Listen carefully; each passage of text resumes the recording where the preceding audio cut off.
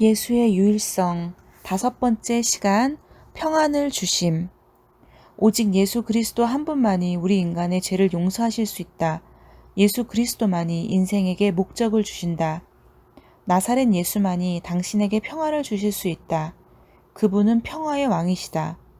누군가가 말했듯이 평화의 왕이신 예수 그리스도께서 인간의 마음에 군림하셔서 통치하시기 전까지는 세계 평화를 위한 어떤 회담이나 혹은 개인의 마음에도 참 평화는 결코 없을 것이다. 예수님은 요한복음 14장 27절에서 평안을 너희에게 끼치노니 곧 나의 평안을 너희에게 주노라. 내가 너희에게 주는 것은 세상이 주는 것 같지 아니하니라. 너희는 마음에 근심도 말고 두려워하지도 말라고 말씀하셨다. 또 마태복음 11장 28절에서는 수고하고 무거운 짐진 자들아 다 내게로 오라. 내가 너희를 쉬게 하리라 고 말씀하셨다. 대학 생활에서 어떤 두려움이나 욕구 불만이나 좌절감에 빠져 있는 사람도 있을 것이다. 그리고 가정에서 일어나는 여러 가지 문제나 경제 문제 혹은 친구들과의 사귐에 있어서나 학교 성적에 관한 여러 가지 문제로 염려할 수도 있다. 물론 누구든지 이런 문제쯤은 다 갖고 있지 라고 말할 것이다. 그렇다. 그리스도인이라고 예외가 되는 것은 아니다. 그리스도인이 된다고 하여 갑자기 이상세계로 들어가게 되는 것은 아니다. 그러나 고요하고 잠잠하라. 보라, 내가 세상 끝날까지 항상 너희와 함께 있으리라. 언제 어디서나 너희와 함께 하리라. 내가 결코 너희를 떠나지 아니하고 버리지도 아니하리라. 나의 평안을 너희에게 주노라 고 말씀하신 주님의 평안을 얻을 것이다. 얼마 전에 나는 워싱턴에 있는 국제 기독교 지도자 협의회에 연사로 초청받은 일이 있다. 그 기간에 대통령 조찬 기도회와 관계 있는 한 모임에서 설교를 한 일이 있다. 이때 대학 시절에 친한 기숙사 친구였으며 나와 절친한 토론 대상자였던 친구가 국방성을 대표하여 해군 사령관으로 조찬 기도회에 참석했다. 그가 나를 찾아와 우리는 같이 이야기를 나누는 시간을 가졌다.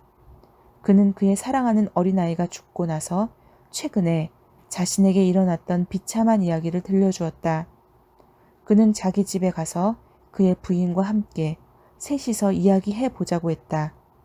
그날 저녁 우리가 서로 이야기할 때 그들 부부는 예수 그리스도를 그들의 주님과 구주로 영접했다. 그들의 마음 가운데 예수 그리스도가 들어갔을 때 그들은 놀랄 만큼 큰 평안을 경험할 수 있었고 그들의 생애가 변화되었다. 다음 해에 다시 국제 기독교 지도자 협의회에 초청을 받아서 워싱턴에 갔었다. 그 사령관 친구도 또다시 국방성을 대표하여 참석하였다. 비극에 비극이 겹쳐 우리가 만난 후 바로 그의 또 다른 어린아이가 알아누웠다고 말했다. 그의 딸은 신경 조직에 암이 생겨 결국 죽고 말았다. 그는 사랑하는 딸을 잃어버렸던 것이다. 그 친구와 서로 이야기했던 날을 나는 잊을 수가 없다. 그는 모든 것을 이해한 듯이 인자한 미소를 지으며 어떻게 된 것인지 잘 알지는 못하겠네. 그 아이를 무척 사랑했고 죽음의 이별이 너무 고통스러웠지만 그 아이가 알아 누워있는 동안 그리고 죽고 난 후에 주 예수 그리스도의 존재가 더욱 절실해졌다네. 잘 이해할 수는 없지만 모든 것을 뛰어넘어 평안이 주어졌다네 라고 말했다. 능력을 주심. 우리의 생애에도 어떤 가슴 아픈 비극이 생길 수 있다. 평화의 왕이신 예수님께서는 우리들 생애의 왕좌에 앉아서 그의 용서와 목적과 평안을 주시기를 원하신다. 예수님이 주시는 것은 용서와 목적과 평안만이 아니다. 오직 나사렛 예수 한 분만이 새로운 삶을 살아갈 힘을 주신다. 사람들은 흔히 나는 그리스도인이 되고 싶지만 만일 그리스도인이 된다고 해도 도저히 내가 그러한 삶을 살아갈 수 없을 것이다.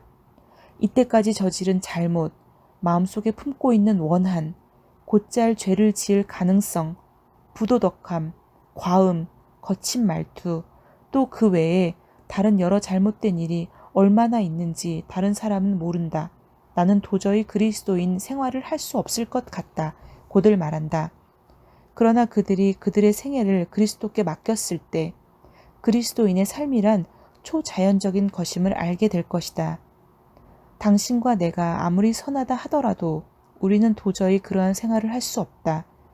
문자 그대로 예수 그리스도께서 우리 마음에 들어오셔서 우리 안에서 우리를 통하여 그의 생애를 살아가는 것이다. 그러므로 이제는 우리가 무슨 일을 하는 것이 아니라 그가 모든 일을 행하신다. 그분이 능력을 주시는 분이며 우리는 그분이 우리를 통하여 능력을 행하시는 도구에 지나지 않기 때문이다. 이것은 어느 날 밤 예수님을 찾아온 니고데모라는 사람에게 가르치신 것이다. 요한복음 3장 1절로 27절. 니고데모는 유대인의 통치자로서 도덕적이고 윤리적이며 종교적인 사람이었다. 그는 예수님께 랍비여, 우리가 당신은 하나님께로 오신 선생인 줄 아나이다. 하나님이 함께 하시지 아니하시면 당신의 행하시는 이 표적을 아무라도 하실 수 없음이니다. 라고 말했다. 이 이야기를 들으시고 예수님은 진실로 내게 이르노니 사람이 거듭나지 아니하면 하나님 나라를 볼 수 없느니라 고 말씀하셨다. 니고데모는 그 말이 무슨 뜻인지를 알지 못했다. 그래서 두 번째 모태에 들어갔다가 날 수 있삼나이까? 라고 물었다. 이에 예수님은 육신으로 한 번 난 것처럼 하나님 나라에 들어가기 위해서는 성령으로 거듭나야 한다고 대답하셨다. 우리는 육신으로 태어나서 물질적인 원리에 의해 살고 있음을 잘 알고 있다. 그러나 하나님 나라는 영적인 세계이고 하나님은 영이시다. 그와 사귐을 갖기 위해서는 먼저 우리가 영적인 존재가 되어야 한다. 먼지 속을 기어다니는 벌레 한 마리를 상상해보자. 그 벌레는 참으로 흉하고 털투성이의 벌레이다. 그 벌레에게 말을 걸 수 있어서 너는 왜 나비같이 날지 못하고 먼지 속을 기어다니고 있니? 라고 물으면 그 벌레는 나는 땅에서 사니까 날 수가 없어요. 먼지 속에서 기어다닐 수밖에 없답니다. 하고 대답할 것이다. 그러면 우리가 수술을 해서 내 몸에 나비의 날개를 달아줄게. 혹은 항공기술을 배워보면 날 수 있을 거야. 라고 제의를 할 수도 있다. 그러나 모든 것이 아무 소용이 없을 것이다. 이것은 선한 일, 교회 출석하는 것, 성경을 읽는 것, 기도하는 것과 같은 선한 행동에 의해 그리스도인이 되려고 하는 것과 같다. 이것은 예수님께서 말씀하신 거듭나는 길이 아니다. 그러나 어느 날 그 벌레는 자기 몸 둘레에 고치를 지고 얼마 후에는 고치를 벗어버리고 아름다운 나비가 되어 나올 것이다. 우리는 그동안에 어떤 일이 일어났는지는 알 수가 없다. 우리가 아는 것은 이전에 먼지 속을 기어다니던 애벌레가 이제는 나비가 되어 하늘을 높이 날고 있다는 사실뿐이다.